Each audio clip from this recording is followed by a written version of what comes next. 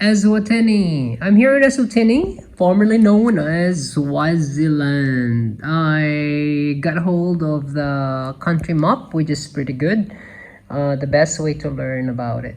Just arrived from South Africa, Johannesburg, and this is my first night.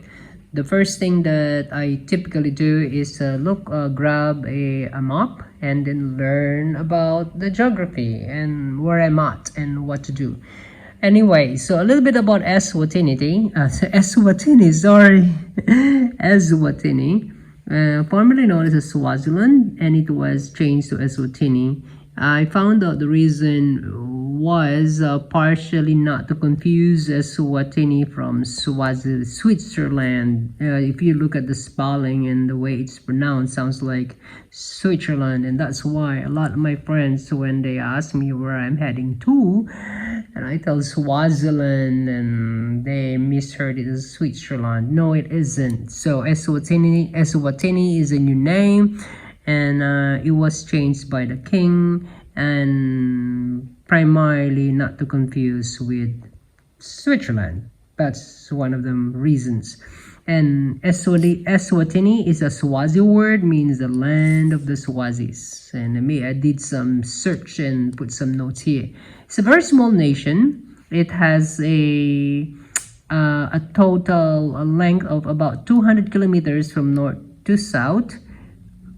Pretty short, right? Because Los Banos to San Francisco, it's about 150 kilometers, about 160 kilometers, and it's about, or maybe a little bit less, and it's about 100 to, it's about 90 miles.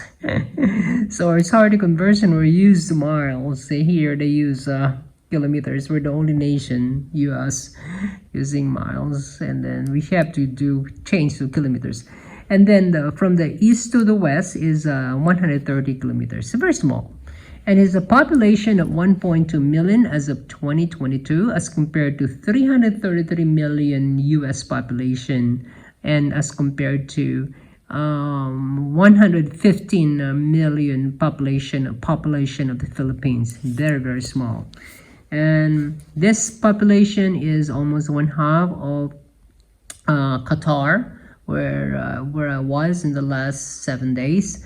And Qatar has a population is about 300 is about 3 million, and then I found out that about 300,000 plus are the local Qatari, and the rest are expats and migrant workers, right? Very interesting, isn't it? That's why it's really truly a melting pot, multicultural. I had a great conversation with the driver who picked me up from the airport. He said that since the nation is too small, it's very small, one of the smallest nations in Africa, and small population, he said, we practically know everybody, right? Yeah, and one thing he said, so we know each other primarily, and we are the same people. That's why it's quite cohesive. They're very cohesive. So as a matter of fact, so he took me to the shopping mall this afternoon upon checking in the flat to buy a SIM card, and I noticed he practically knows everybody at the mall.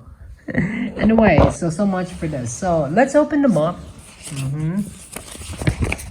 So map is looking at the map upon arrival is or at least before exploring, is the best way to learn the country. So they have a beautiful map, really colored. So I will not be able to talk about a lot of this because this is my first day. The only thing is I can pinpoint where the airport is. There you go, it's funny. So here's okay, let's have the map. Here's the map. Okay, let's have a bigger idea. So Mozambique is on this side, so it is bordered with Mozambique. It's on the eastern part, is to the east of Swaziland, And then South Africa is primarily northwest and no, so northwest and south, since it's a lockland nation.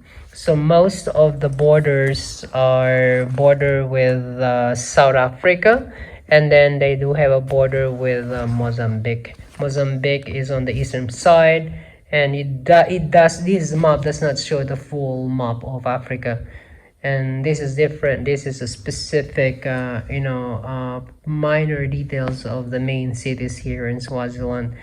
Anyway, so this is Mozambique, and then if you're gonna look at the map, so this should be ocean, and then you have all the ocean, and the next Mozambique is the largest island in Africa, which is Madagascar. I've been there. And then you have small island nations like Mauritius, Seychelles, and everything. And that's the Indian Ocean. Okay, let's go quickly where I started to. Yeah, when I entered the nation, of course, airport. They do have a pretty neat airport. It's new. It's called King Eswatini, the second airport, and the only plane there was the small Embraer plane, Erling plane, and it's not even fully packed. I believe there's only about 10 passengers. Very small airport, but it's pretty neat. And then where I'm at now, so I'm here in Manzini. So this is about 35 kilometers. Manzini is the second largest city. It's not the capital city, but it's a transportation hub, agriculture hub, and like what I said, this is where I'm at, Manzini. There's nothing much to see and do here in this area. That's why I moved to meaning I decided to have Manzini as my home base in the next 6 days. I did some search and I found out that it's either Manzini or to the capital city, Mbane, because it's quite far from the airport. So that's why I decided Manzini. But looks like Manzini, based on what I saw, it's pretty good when it comes to accessibility.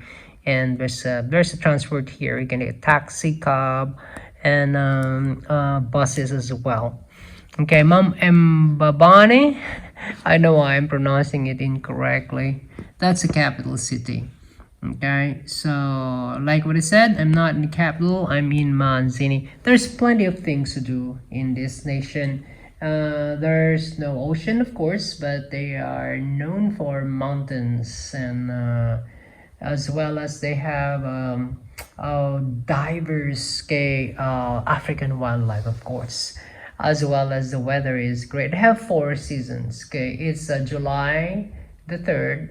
It's winter. That's why there's an AC in this room, but it's why will I need to turn it on? Actually, it's quite freezing as compared to the desert heat in Qatar. All right. Okay, so again, here's the airport I came from, and hold on, let's see. This is where I'm at, and that's where the airport is. All right, so again, as you will look at the map, it's Mozambique is on this side, border to Mozambique, and then we have South Africa. So Manzini in a bigger way, right? Manzini, Mbane, and those are the main cities that I first knew about when I was exploring the country. Like what I said, I will not be able to talk more about because this is just my first day. Later I would. Okay, map is great, and I am in central Eswatini and cultural heartland, and this is where I'm at, Manzini. As you see, Manzini is Eswatini's commercial and agricultural and transportation hub. Okay, and it's divided into several strategic geography. We have central Eswatini, cultural highland, Northwest Eswatini Highland and Adventures. There's a lot of hiking in there. I'm going to do hiking as well as North is Eswatini Conservation and Community. Lots of things to do. And here you go, the Kingdom of Eswatini. It was changed from Swaziland to Eswatini. Eswatini, a lot of experiences to do. Wildlife, of course, landscape, no oceans, a lot of mountains, adventure, culture, and they do have lots of events. As a matter of fact, I got hold of the local newspaper, which is good. Seldom seen a local newspaper, so it says right here, this is the latest one. Okay, volume number 6. Actually, no, number 6, volume 26, and it's June. It's just the start of July, so it's pretty up to date. Says right here, every day is a hiking day. Eswatini's best hiking location. What's happening? Yes, I've never, okay, very rare since we have these computers, right? And I found out that they do have, they are known for ceremonies. So this is one, the Inkwala. It said it's the most sacred ceremony. Inkwala. And I read the article. It's very sacred. Both photography and videotaping are not permitted. Okay, not unless there's a strict permit, but it's not at all because they want this to be remain secret. There's a lot of secrecy in this ceremony, which is pretty good, and I believe that's one of the reasons why they have a very preserved culture. All right, so we're not gonna go more about this. There is KFC here, by the way. That's why I'm impressed, to be honest. So considering very small nation, one of the smallest nation in Africa, and I was driving. I mean, I'm not driving. I was in the cab today with the driver, and I saw when we enter Manzini. Wow, it's more than what I expected initially. All right, we got Discover Manzini. Okay, I got the tourist guide as well. This is the latest. It's very good because sometimes in nation when you go arrive in a hotel, their tourist map or the tourist guide is not up to date. They are up to date. You got the 24-25 Eswatini, the Kingdom of Eswatini, a royal experience. All right. Bye for now. Once again, traveling is not arriving to a new destination. It is looking at the world in a different perspective. The Kingdom of Eswatini. Cheers. Be safe. Bye and God bless.